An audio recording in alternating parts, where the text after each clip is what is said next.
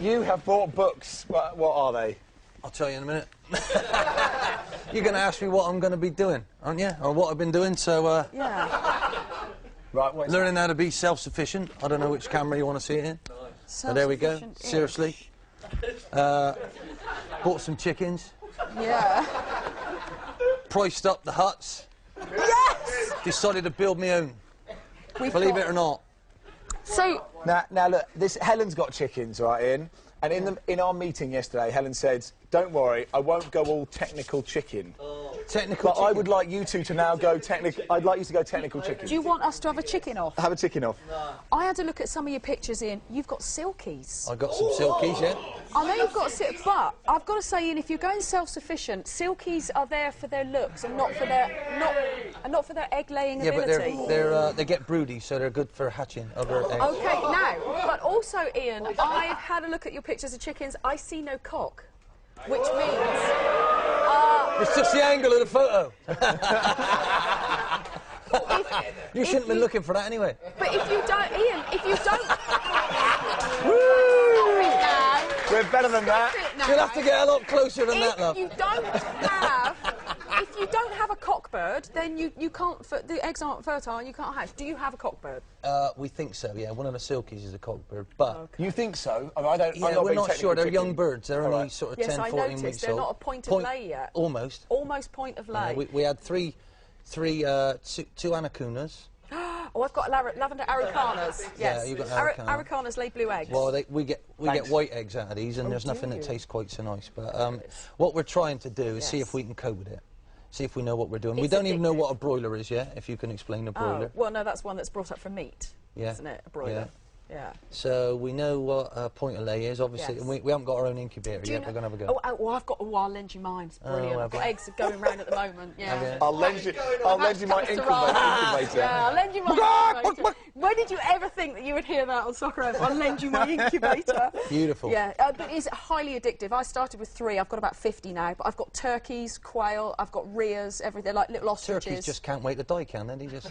No, they're fantastic. They walk around all day, the stags, with their feathers out. They're a bit do they threaten you? They're a bit scraggly. Do they actually look a bit aggressive? No, they're fine. The turkeys are fine. I had a couple of cockerels that were really, really horrible. Yeah. And you built the hutch or the coop? That's so impressive. Don't call it a hutch, please. Whatever you do. How dare you? It's Orpington Manor, mate. That's what it is. You built that? Oh, yeah.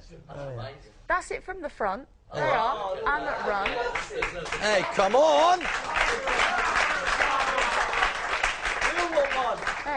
It's portable, but it gives you a hernia moving. Yeah, it does. Yeah. It's important to have a perch and a nest box as well. That's brilliant. So, are you trying to become totally self-sufficient like the good life?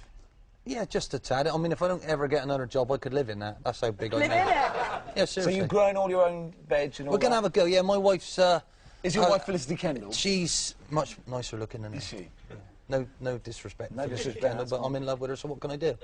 No, she's a very special person, and she's wanted me to do this type of thing for a long, long time, and being completely pig ignorant and loving football, I haven't had time. So now, I've had 7 months doing not a lot, really, and I've loved it. Actually, the challenge of, I mean, not being funny, we're trying to save money and do all sorts of things, and I've priced these up, and one of those, I can't tell you where to get them, but one of those is 599 quid.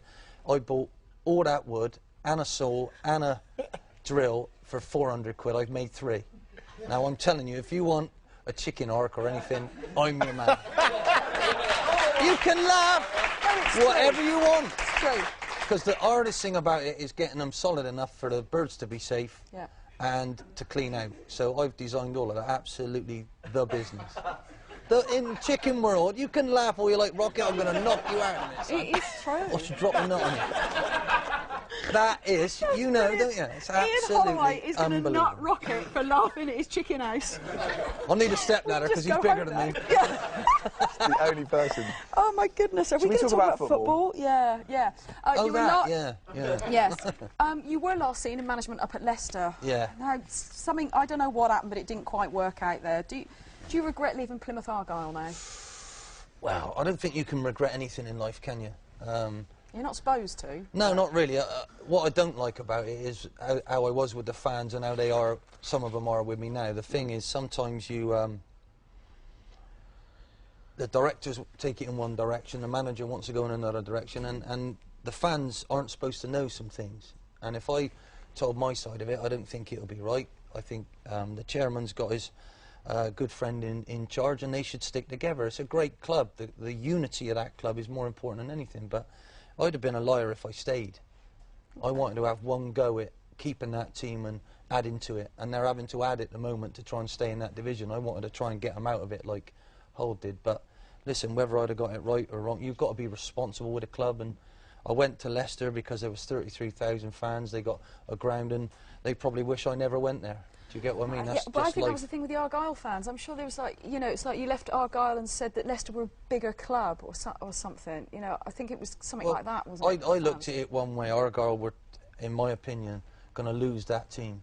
Everybody in football knew how good that team was, and it's not their fault, but that team went from a little pile of money like that, each person, to some of them doubled it, some of them tripled it, what they were being paid. So that isn't Argyle's fault, but I knew that was going to happen. And sometimes when you're a manager, you say, look, this is going to happen, gentlemen, this is going, and they don't really believe you, or they can't see it, you know. And I knew from what happened at Bristol Rovers, from what I've seen at QPR, I knew, very steady, I knew that was going to happen. Are you itching to get back in? I miss an awful lot of it. Do you know what I mean? I miss someone asking my opinion, because when I'm at home, my wife's right, and I can never get a word in edgeways. You know, I tried to change everything she did, and I had to put it back. She was right, but I miss that everyday involvement. You know, you were so important in your own mind, and the clubs, because you had to decide when you were leaving, what time the travelling was, who was going, who was staying. And I'm not a manager. I couldn't manage anything at the moment, apart from my chickens. And to be fair, they just run around the bloody garden. I can't catch them anyway. You know what I mean? Not far off a football team.